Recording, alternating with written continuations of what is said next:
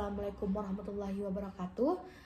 Perkenalkan, kami dari kelompok 9 akan memaparkan dan menjelaskan mengenai laporan praktikum pengabdian masyarakat tentang pelaksanaan pendampingan untuk kegiatan pemasaran hasil kreativitas BUMDes dan UMKM desa.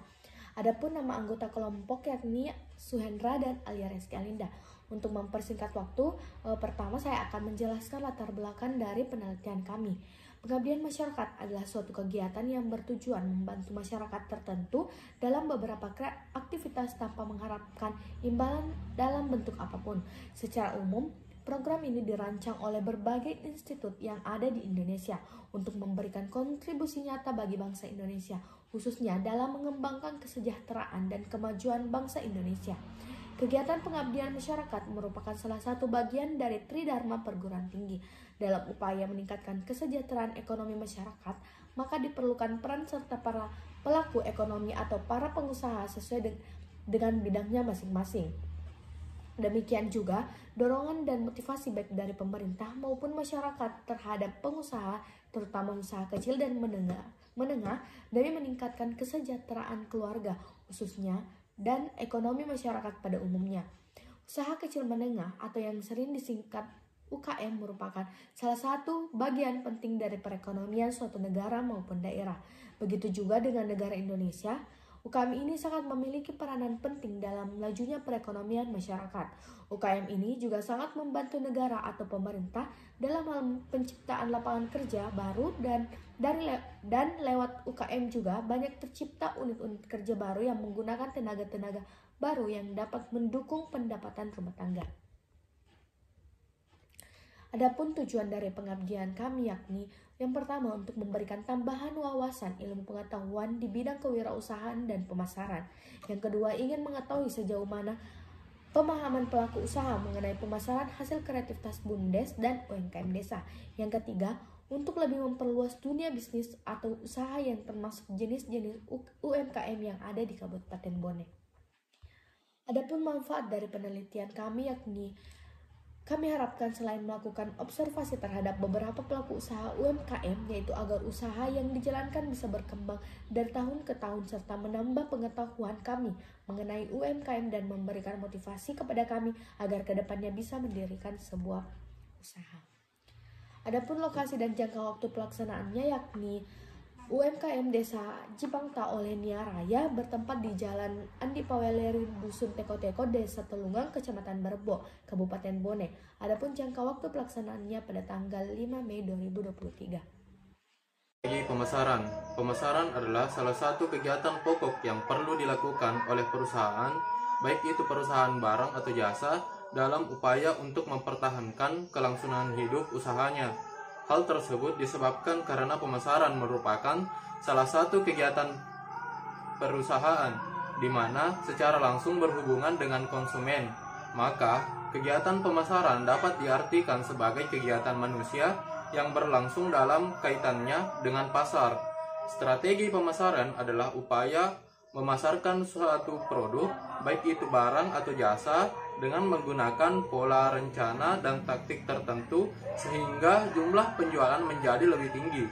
Pengertian strategi pemasaran juga dapat diartikan sebagai rangkaian upaya yang dilakukan oleh perusahaan dalam rangka mencapai tujuan tertentu.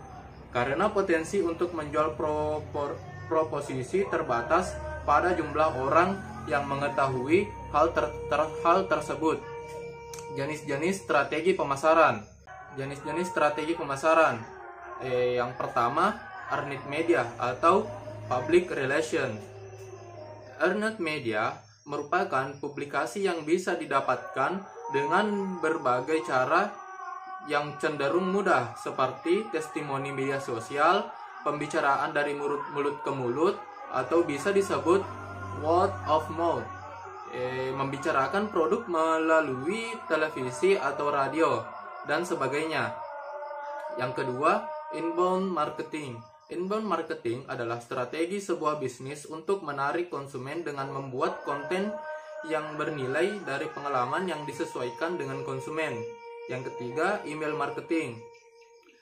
Email marketing adalah prosedur yang dilakukan marketer untuk mencapai tujuan. pemasaran dengan mengirimkan email advertising kepada beberapa pelanggan atau audiens yang menjadi target bisnis. Conversation marketing, seperti namanya, conversational marketing merupakan strategi pemasaran yang mengandalkan conversation atau percakapan. Percakapan berlangsung secara real time melalui berbagai media seperti chatbox atau live chat. Fungsi pemasaran. Yang pertama, untuk peningkatan penjualan. Fungsi pemasaran adalah tentunya meningkatkan penjualan yang pada akhirnya meningkatkan laba. Semakin banyak aktivitas pemasaran, maka semakin besar peluang produk atau jasa yang terjual. Yang kedua, pengenalan produk. Pengenalan produk jadi salah satu fungsi dari pemasaran. Dengan adanya aktivitas pemasaran, maka produk akan lebih mudah dikenal oleh konsumen. Yang ketiga itu riset. Fungsi pemasaran adalah satunya terkait riset. Dengan pemasaran, maka bisa diketahui secara detail target konsumen, sebaran konsumen, dan produk yang disukai oleh konsumen. Kepuasan konsumen. Strategi pemasaran adalah tidak cukup dengan membuat produk berkualitas saja, tetapi juga terkait kepuasan konsumen. Karena kepuasan konsumen akan menjadikan penjualan produk di masa mendatang tumbuh. Yang terakhir, kompetisi. Tujuan pemasaran adalah tentunya sebagai kompetisi. Untuk memenangkan persaingan, maka perusahaan harus melakukan strategi pemasaran dengan menonjolkan keunggulannya dibandingkan produk pesaing. Selanjutnya, hasil observasi. Yang pertama, data narasumber.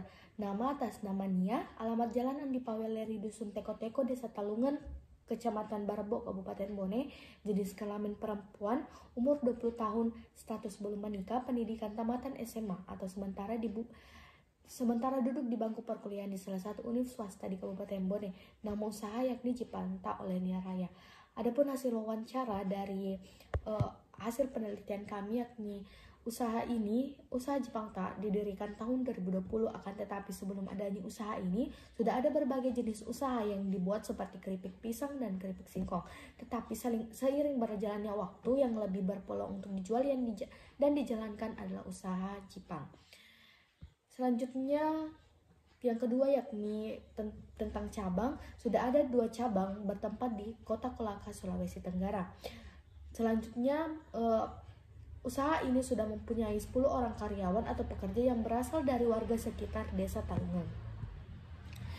Adapun pertanyaan terakhir yakni tentang berkaitan dengan kelebihan dari usaha ini ialah yang dimiliki dari usaha ini dibandingkan dengan usaha yang lain yakni harga yang lebih terjangkau. Seperti diketahui, pesaing menjual Cipanta dengan kemasan harga 5.000, sedangkan usaha ini menjual kemasan dengan harga 1.000. Dan ketika ada produk di toko yang sudah tidak terasa atau melempam lagi, maka pihak dari owner akan menukarnya kembali dengan produk yang siap jual serta kemasan yang bermacam-macam dan bervariasi sehingga bisa menarik pelanggan.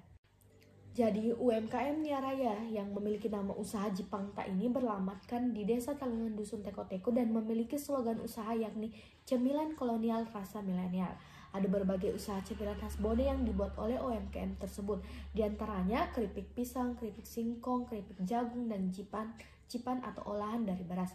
Namun seiring berjalannya waktu, karena keripik yang dibuat memiliki bahan baku yang terbatas, oleh karenanya usaha yang berpeluang dan yang banyak diminati adalah Cipang.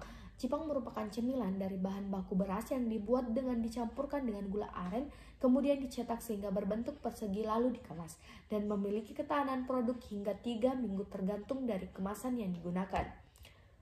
Usaha ini menggunakan strategi pemasaran dengan membawa hasil produksi Cipanta yang siap dijual ke berbagai toko di Kabupaten Bone, dan tidak lama lagi akan bekerja sama dengan pihak Alfamart dan memasukkan produk Cipanta ini ke 33 outlet Alfamart di Kabupaten Bone untuk dijual kembali. Selain itu, pemasaran Cipanta ini sudah sampai di berbagai kota di Sulawesi Selatan dan menjalin mitra dengan berbagai mobil box yang mendistribusikan Cipanta di berbagai toko di luar kota Bone, seperti di Kota Baru, Sidrap, Palopo, dan Tator. Selain melalui metode pemasaran tersebut, Jepangta juga menggunakan metode pemasaran dengan digital marketing dengan menggunakan media sosial seperti Facebook, WhatsApp, Instagram, TikTok, serta Shopee yang dalam tahap perkembangan. Kemudian Jepangta juga menggunakan teknik pemasaran, relasi, dan promosi dari mulut ke mulut. Seperti ketika ada acara atau event yang ramai pengunjung, produk Jepangta ini dengan eksistensinya memperlihatkan produknya agar dikenal banyak orang dan mendatangi langsung pihak-pihak toko untuk memperkenalkan produk Jepangta tersebut, serta terkadang memberikan secara gratis kepada halayak untuk tahap perkenalan. Selain memiliki strategi pemasaran di atas, Jepangta juga memaksimalkan promosi untuk menarik minat pelanggan dengan membuat kemasan yang unik dan rasa yang bervarian. Karena tidak jarang Jepang memiliki varian rasa hingga saat ini. Varian rasa yang rata-rata yang diketahui masyarakat ialah dengan dicampurkan kacang dan gula aren. Akan tetapi usaha ini menambah varian rasa seperti stroberi, pandan, dan gula pasir.